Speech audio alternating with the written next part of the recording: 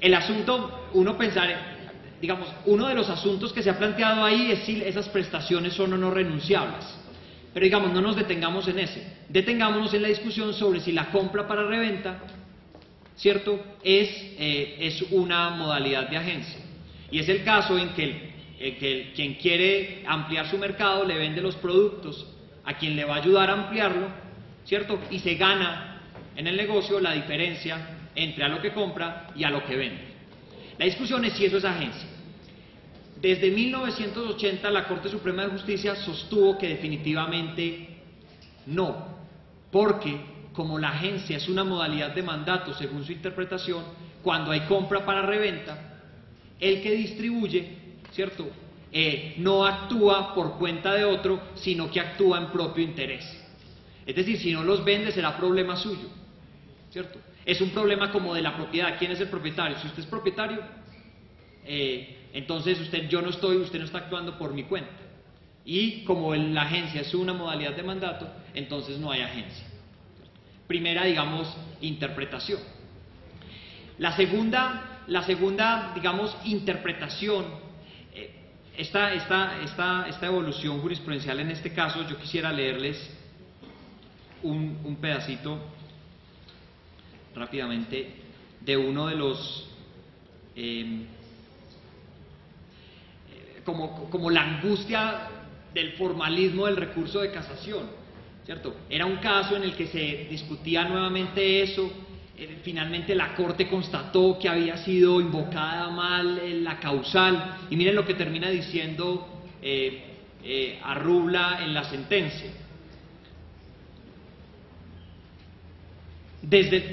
Miren, acuérdense que les había dicho yo que uno de los problemas de la lectura de la jurisprudencia mercantil en la actualidad es el excesivo formalismo del recurso extraordinario. Este era un caso que era propicio para abordar el tema si la compra para la reventa era un contrato de agencia.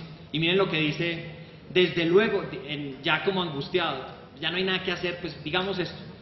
Desde luego que valdría la pena reexaminar qué es lo crucial en la caracterización del contrato de intermediación comercial en disputa. La propiedad sobre los bienes en tránsito durante el proceso de intermediación que la gente cumple, o el intangible que deriva el empresario del estímulo a la clientela. El mercado que le crea sus productos cuando actúa como distribuidor, al margen de quien sea el dueño de ellos. Sin embargo, como ese es tema que no pone en discusión el recurrente, ¿cómo es? No puede abordarlo la Corte por su propia iniciativa, dada la función estricta de control que le compete como tribunal de casación. ¿Cierto? Entonces, mire, este era el momento, pero no se invocó como era, tal cosa, entonces no me puedo procesar. Pero miren lo que está diciendo la Corte está haciendo el tránsito. Compra para reventa no, y dice, sin embargo, valdría la pena revisar si de pronto el énfasis no debe ponerse en la propiedad, sino en el mercado. Y mientras tanto, mientras eso ocurría, la jurisprudencia arbitral ya tenía resuelto el tema. Y ya había dicho, porque lo había señalado en un laudo arbitral del 2010, que podía ocurrir. Era un caso muy interesante, Comcel siempre se ve envuelto en esos casos de agencia. Entonces era un caso en que Comcel le había señalado a un distribuidor pues, que quería conquistar el mercado. Y adicionalmente le vendía a los que se denominaban los kits prepago, ¿cierto? Pero esa era como una prestación accidental. Entonces le vendo y usted también pues hace aquí la operación con los kits prepago. Entonces cuando se terminó el contrato y todos pelearon, demandaron porque existía agencia, ¿cierto? Además la demanda porque existía agencia no es para la convicción de que declaren una agencia, sino para la prestación del 1324. Entonces demandaron, ¿y qué dice la jurisprudencia arbitral? Dice, este asunto hay que entenderlo desde la siguiente perspectiva. Se trata de una contratación compleja. Si bien puede distinguirse entre el contrato de compra para la reventa y el contrato de agencia propiamente dicho, se trata de una subordinación tal que el contrato de compra-venta tiene que entenderse a la luz de las reglas del contrato de agencia. ¿Cuál era la consecuencia? Que la diferencia entre la venta y para la reventa de los kits prepago que había hecho el distribuidor se tenían como base para calcular la 12ª parte del promedio de las utilidades a efectos de pagársela por cada año de duración del contrato. Entonces, ¿cuál era la perspectiva de la jurisprudencia arbitral? Una perspectiva de mercado, no una perspectiva de propiedad. Finalmente, ¿qué se hizo? Mire, se amplió el negocio. Y si se amplió el negocio de esa manera y encuadra en las características generales de la definición del 1317 del Código de Comercio, pues entendamos como agencia y sometamos esto, la prestación, que era lo importante. Vamos, no era sino que la prestación quedara allí incluida. Pero la Corte Suprema no lo pudo hacer, ¿cierto? Por el formalismo del recurso, ¿cierto? Recientemente ya, un poco en un laudo muy importante, en el que participaron como árbitros el doctor Juan Pablo Cárdenas, Carlos Ignacio Jaramillo, creo, y José Armán, el doctor Bonivento, la Corte sostiene, la jurisprudencia arbitral sostiene que hay que defender la tesis de 1980, pues digamos, con algunas variaciones, en el sentido de que cuando hay compra para reventa, no hay agencia comercial. Sin embargo, se mantiene ahí la idea de que si se tratan de contratos complejos subordinados, entonces podría haber agencia comercial. Pero digamos, es un asunto, y miren lo que ocurre. Corte Suprema, ¿cierto? Recurso extraordinario no le impide, y jurisprudencia arbitral avanzando rápidamente, y jurisprudencia arbitral que nosotros no conocemos, ¿cierto? Y con la cual se resuelven las principales controversias de derecho mercantil. Bueno, y ya los últimos temas. Esa discusión tan intensa sobre la terminación de los procesos ejecutivos iniciados antes de la expedición de la Ley 546 del 99.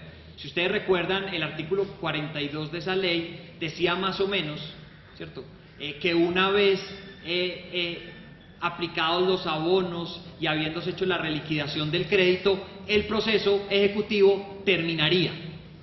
Eso decía el artículo 42. Pues ese artículo 42 generó a lo largo del país toda suerte de disputas. Todas las jurisdicciones, entonces jueces municipales pensaban una cosa, jueces del circuito, tribunales, Corte Suprema, cuando llegaban casos a través de acciones de tutela, pensaban de otra cosa. Y la discusión era ¿cuál? Siempre que se haga la liquidación y se apliquen los abonos, el proceso ejecutivo tiene que terminar.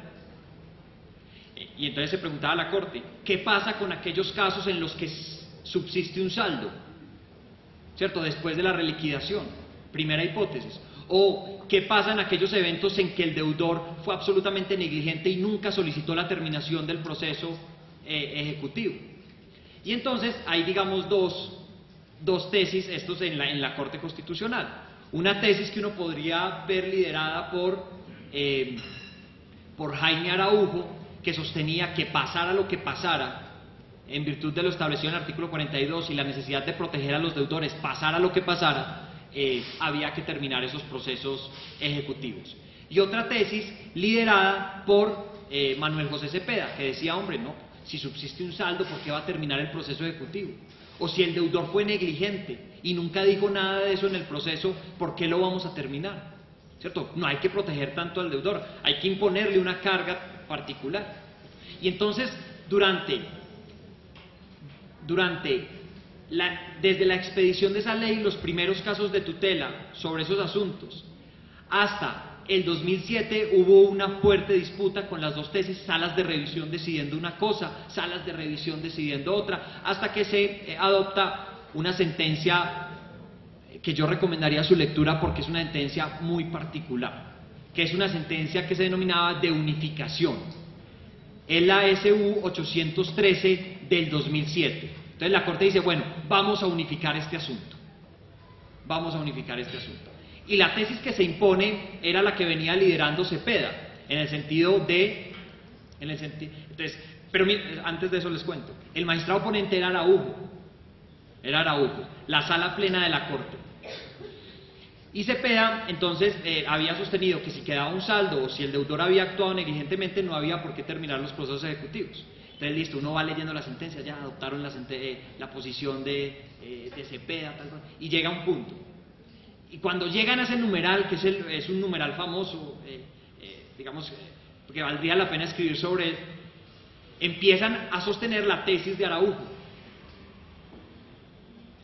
Era la sentencia de unificación. Entonces empieza todo lo que había dicho Araujo en las sentencias de tutela, empieza a partir de ese numeral, listo, y se acaba la sentencia. Uno queda un poco confundido. Y luego aparecen los salvamentos de voto de Cepeda, de Clara Inés Vargas, y dicen, lo que se dice a partir de ese numeral no fue aprobado por la sala. No fue aprobado por la sala, una sentencia de unificación. No fue aprobado por la sala. Y luego Araújo aclara el voto. Y dice, yo tengo que aclarar tal cosa, esto así es así, es así, es así, es así. Pero es una controversia, digamos, disputadísima. Uno intentando defender a ultranza a los deudores, otro intentando presentar una posición que fuera consciente de los riesgos que implicaban esa protección excesiva, ¿cierto? Con independencia de lo que uno esté de acuerdo o no, es muy interesante cómo una sentencia de unificación, digamos, que uno esperaba que unificara, muestra la división profunda de la Corte Constitucional. Y luego sale a los, que es muy interesante también, en el 2008, la SU 038, otra SU 038, magistrado ponente Jaime Araujo, otra vez la misma cosa, lo mismo que pasó, tal. Y ya Cepeda pues dice en una aclaración de voto, dice, yo no voy a seguir, pues, es algo así como yo ya no voy a seguir con esto, ¿cierto? Y dice, y entonces en lugar de volver sobre el punto de la crítica y la defensa de su posición, hace una exposición del significado en el derecho comparado de salvar y aclarar el voto. Y dice, no más, yo ya planteé mi posición allá, esto quedó. Entonces, lo que trato de resaltar con esto es, digamos, la gran disputa, el papel que intentó tener la sentencia de unificación, porque esto en la práctica fue muy importante, para bancos, para juzgados y para deudores. Había una controversia tremenda, nadie sabía cómo se iba a resolver el asunto, pero el resultado fue una controversia de derecho mercantil, créditos de vivienda, impactada constitucionalmente, pero impactada constitucionalmente con una muy fuerte división. Y el último tema que generó también mucha controversia, digamos, pero que fue unánime en la jurisprudencia de la Corte, era qué ocurría cuando, después de aplicados los abonos, los bancos enviaban una carta al deudor diciéndole, usted está paz y salvo. Entonces le enviaban, usted está paz y salvo. Y luego decían, hombre, mire, revisamos nuevamente la reliquidación y la verdad es que hicimos mal la operación y entonces usted nos debe tanto. La discusión era si era o no constitucionalmente posible, ¿cierto? A la luz del derecho constitucional, no era un asunto solamente de derecho comercial, de derecho privado, ¿cierto? Revocar los paz y salvo. Y es que esto en la práctica era también muy importante. Porque entonces, si me revocaban a mí el paz y salvo, inmediatamente, si yo no pagaba, me reportaban a las bases de datos y me empezaban a cobrar intereses de mora y me demandaban y toda la cosa. Y entonces presentaron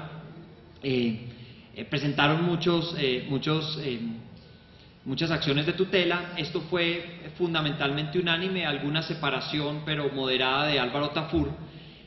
Y la Corte lo que sostiene, y esto quiero resaltarlo, sostiene que la Constitución reconoce el derecho al debido proceso contractual. El derecho al debido proceso contractual, que incluye dentro de sus garantías la prohibición de venir en contra del propio acto. Entonces señaló la Corte que esas determinaciones del banco consistentes en revocar esos paz y salvos desconocían la buena fe contractual y en tanto desconocían el propio acto y por esa vía vulneraban el derecho al debido proceso contractual. Ustedes concluirán lo que quieran de esta exposición.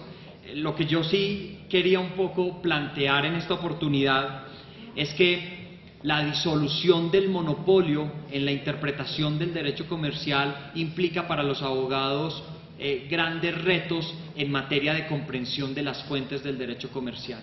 Y esos grandes retos pasan por identificar que estos asuntos pueden ser tratados por la jurisdicción constitucional y por la jurisdicción ordinaria y por la que uno podría denominar jurisdicción arbitral, pero que en todos estos escenarios, en contravía de las ideas mayoritarias acerca de las imágenes de lo que ocurre en uno y otro caso, están trazadas, están afectadas por profundas divisiones, por discusiones constitucionales muy fuertes y por ideologías tremendamente que impactan tremendamente a los jueces. Esto era entonces lo que les quería decir. Muchas gracias.